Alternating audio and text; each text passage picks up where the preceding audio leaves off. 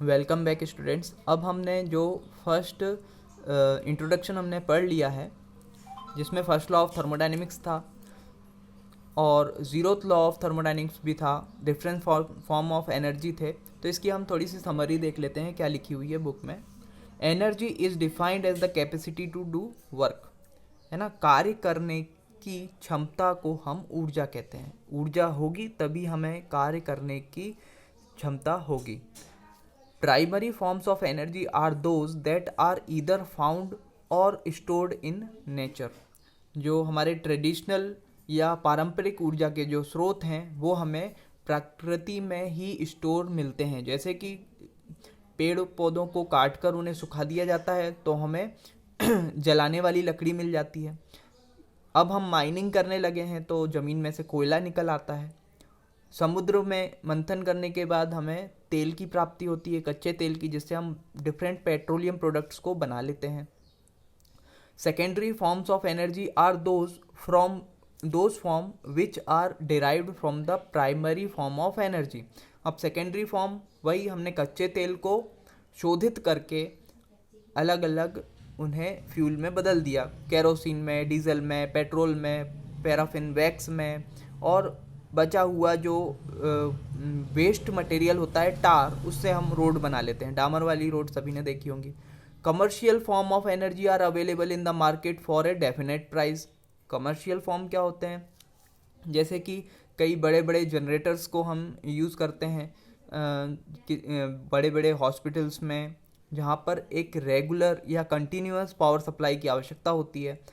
Hospital हो गया, कुछ सिनेमा हॉल्स भी होते हैं, कुछ एजुकेशनल इंस्टीट्यूशन भी होते हैं।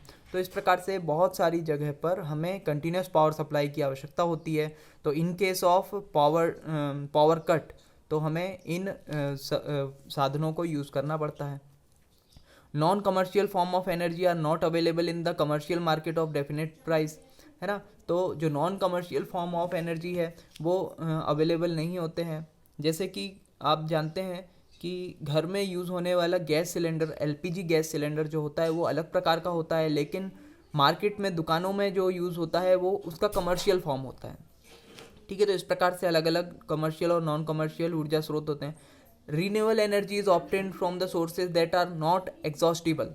अब ये नॉन रिन्यूएबल एनर्जी या रिन्यूएबल एनर्जी जो है, ये एक हमारा बहुत ही इंटरेस्टिंग टॉपिक है और आज की डेट में इसके ऊपर गवर्नमेंट्स बहुत ज़्यादा इन्वेस्ट कर रही हैं। आपने देखे होंगे बड़े बड़े सोलर पावर प्लांट बन रहे हैं, विंड एनर्जी से पावर प्लांट काम कर रहे हैं। और ये क्या है कि नॉट एग्जॉस्टिबल है या इनएग्जॉस्टिबल सोर्स ऑफ एनर्जी है। जैसे सनलाइट है, वो तो हमारे पास हमेशा आते ही रहना है, तो इसके द्वारा हम सोलर पैनल्स को यूज़ करके इलेक्ट्रिसिटी में कन्वर्ट कर लेते हैं। Non renewable energy is obtained from conventional fossil fuels, है ना।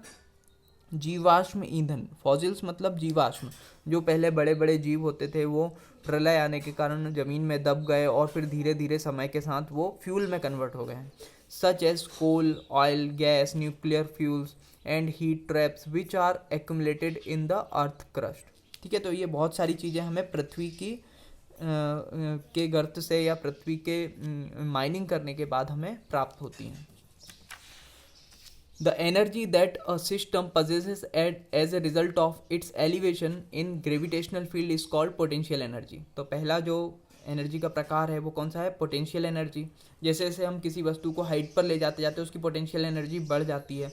जैसे हम डैम का कंस्ट्रक्शन करते हैं, डैम में क्या होता है, पानी को अधिक हाइट पर स्टोर करके रखा जाता है और फिर उस पानी को की पोटेंशियल एनर्जी को काइनेटिक एनर्जी में कन्वर्ट करते हुए टरबाइन पर गिराकर हम एनर्जी जनरेट करते हैं।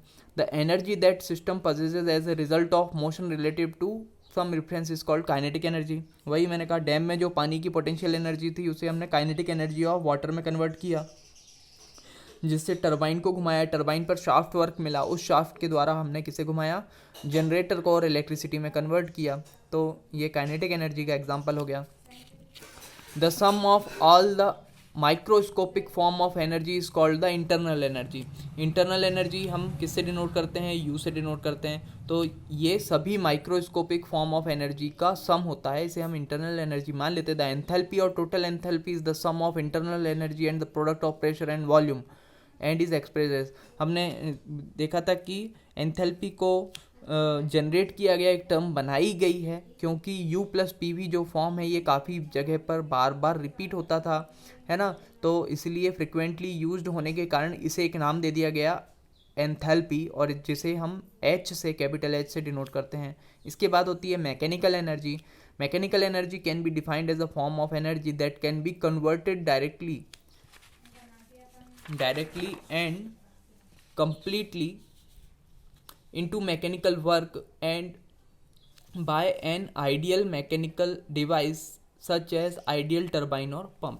ठीक है, तो मैकेनिकल एनर्जी वो है जो एक मशीन के द्वारा मैकेनिकल वर्क में कन्वर्ट कर ली जाती है, जैसे कि पंप और turbine.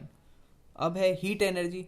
Heat energy is a transfer form of energy, यानी energy in transit, that flows between two system और system and its surrounding by virtue of the temperature difference between them. It is recognized as it crosses the system boundary, है ना। जैसे ही ये system boundary को cross करती है तब हम इसे पहचान पाते हैं। इसके बाद होता है वर्क ट्रांसफ़र।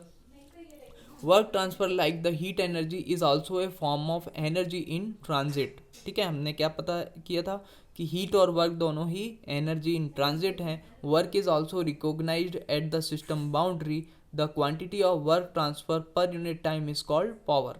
ठीक है, कार्य करने की दर को हम शक्ति कहते हैं। ठीक है, the various forms of energy of work are expressed as. Electrical work को हम किस फॉर्म में डिनोट करते हैं, V I del T, where V is voltage, I is the current and del T is the temperature difference. Mechanical work P del V, gravitational work M G H, acceleration work 1/2 m v2 square minus v1 square, shaft work 2 pi nt, spring work w spring is equal to 1/2 kx square, k is the spring constant.